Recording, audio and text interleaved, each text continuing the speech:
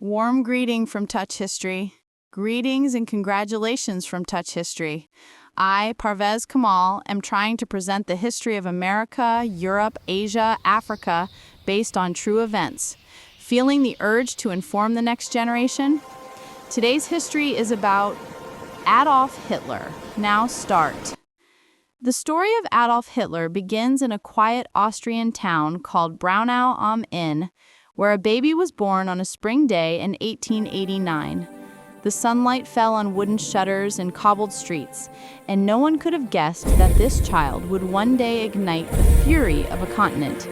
His early years were shaped by a family both loving and strict, a father whose temper loomed over him, and a mother whose gentle presence he would never forget. As a young boy, Hitler dreamed of painting the world in grand strokes, of creating images that could capture beauty, but fate had other plans. Vienna became his stage of struggle and discovery. In its bustling streets, he wandered among a kaleidoscope of languages, religions, and faces, yet he also absorbed the undercurrents of resentment, prejudice, and nationalistic fervor that were everywhere in the air. The outbreak of World War I brought Hitler to the front lines of France and Belgium, where mud, blood, and the deafening roar of artillery became his daily companions. He witnessed courage, fear, and death in close quarters, earning medals for bravery, but also collecting memories that would haunt him for life. Germany's surrender in 1918 struck him like a betrayal, an invisible dagger that cut through pride and hope. Returning to a country steeped in humiliation and economic despair, he found a nation searching for someone to blame, someone to promise revival. He found his voice in the small, passionate gatherings of the German Workers' Party, where his fiery speeches turned anger into collective energy. By 1920, the party bore a new name, the National Socialist German Workers' Party, the Nazis, and Hitler became its unmistakable face, a man whose words could ignite both hope and hate in equal measure. The streets of Munich bore witness to his ambition, most violently in 1923 when he attempted to seize power in a failed coup. Prison became a crucible, and in its solitude, he wrote Mein Kampf, a book that revealed a mind consumed by ideas of racial purity, anti-Semitism, and national rebirth. Outside the walls, Germany trembled under the weight of economic collapse, the Great Depression leaving millions hungry, hopeless, and desperate for change. Hitler and his followers promised a return to greatness, a vision of a Germany that would rise from ashes, proud and unbroken. The masses responded, drawn by the drama of his speeches, the precision of Nazi rallies, and the terrifying clarity of his promises. Once appointed chancellor in 1933, Hitler moved with ruthless precision.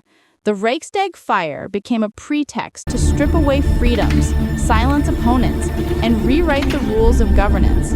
Streets once alive with debate grew quiet as propaganda filled the airwaves, painting Hitler as Germany's savior.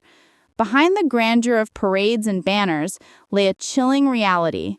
Those who opposed the regime were imprisoned, exiled, or murdered. The Nazis meticulously constructed a world in which obedience, fear, and racial ideology guided every aspect of life. Jews, Romani people, disabled individuals, and others were labeled enemies, stripped of rights, and ultimately led to death camps where industrialized murder was carried out with horrifying efficiency. Hitler's vision was not confined to German borders. His gaze turned outward, toward lands lost under the Treaty of Versailles. Austria fell under the Anschluss. The Sudetenland was claimed. And soon, in 1939, German tanks rolled into Poland, igniting a war that would engulf the globe. Blitzkrieg tactics swept through Europe like fire over dry grass. Cities fell in days, armies crumbled, and yet beneath the veneer of unstoppable power, the machinery of death and conquest moved with terrifying precision. Millions were caught in the storm. Soldiers, civilians, Jews, and countless others whose lives were erased, their stories recorded only in fragments and shadows. The turning point came as Hitler's ambitions collided with reality. The invasion of the Soviet Union, initially swift and confident, faltered in the brutal Russian winter.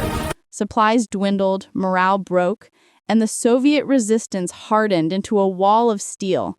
At the same time, the United States entered the war, turning a European conflict into a global catastrophe. Hitler's insistence on controlling every military decision, overriding generals, and ignoring warnings led to catastrophic defeats. Stalingrad became a tomb for the German army, North Africa a lost theater of dreams, and Allied bombers turned German cities into rivers of fire and ash. As the final days approached, Hitler's world shrunk to the cold confines of the Führer bunker in Berlin. Outside, the city trembled under the weight of Soviet artillery, streets crumbled, and the air was thick with smoke, despair, and the cries of a nation in ruin. Yet within, Hitler remained stubborn, clinging to fantasies of victory even as reality closed in. On April 30th, 1945, he chose death over surrender, ending the life of a man whose ambition had reshaped the world in devastation. Germany surrendered days later, leaving behind landscapes scarred, populations shattered, and a continent forced to reckon with the horrors of genocide and war. The story of Hitler is not merely the biography of one man. It is the story of a society, of a world that allowed extremism to flourish. Poverty, humiliation, fear, and prejudice became tinder for a fire that consumed millions. His rise demonstrates how fragile democratic institutions can be when faced with propaganda, hate, and charismatic authority. It also underscores the resilience of those who survived, rebuilt, and bore witness to the atrocities, ensuring that memory could confront forgetting. Hitler's shadow continues to haunt history, a chilling reminder of the human capacity for destruction and the enduring responsibility to resist tyranny, challenge lies, and safeguard the rights of all. Subscribe if you love this kind of historical storytelling. It's not just facts, it's feelings. Drop your current city and time in the comments. I love knowing history with true. Thank you.